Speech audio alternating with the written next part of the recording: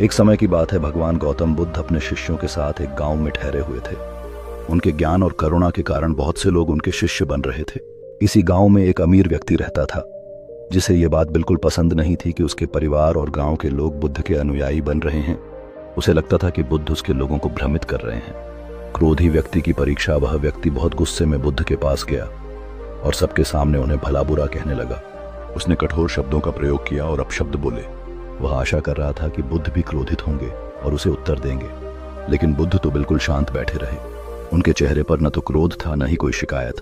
जब उस व्यक्ति ने देखा कि बुद्ध चुपचाप मुस्कुरा रहे हैं, तो वह और अधिक क्रोधित हो गया।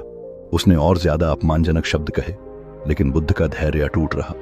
कुछ समय बाद जब वह व्यक्ति थक गया तो बुद्ध धीरे से बोले, भाई, क्या तुम मुझसे एक प्रश्न का उत्तर दोगे?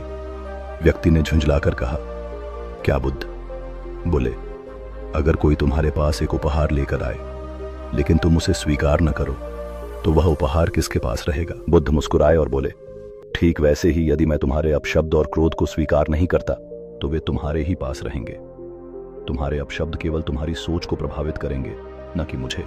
उस व्यक्ति को अपनी गलती का एहसास हुआ। उसने शर्मिंदा होकर बुद्ध के चरणों में गिरकर क्षमा मांगी और बोला, हे बुद्ध, कृपया मुझे क्षमा करें। आज आपने मुझे सिखाया कि क्रोध का उत्तर क्रोध से नहीं बल्कि शांति से देना चाहिए। बुद्ध ने उसे प्रेम पूर्वक उठाया और कहा, क्रोध अग्नि की तरह होता है। यह पहले क्रोध करने वाले को ही जलाता है, फिर दूसरों को नुकसान पहुंचाता है। यदि हम क्रोध को त्याग दें तो जीवन सुखद और शांत हो जाता है। शिक्षा क्रोध का उत्तर क्रोध से नहीं बल्कि धैर्य और प्रेम से देना चाहिए। बुद्ध के शब्दों ने सबके दिलों में एक गहरी छाप छोड़ी और हर कोई इस सिख को अपने जीवन में उतारने का संकल्प करने लगा।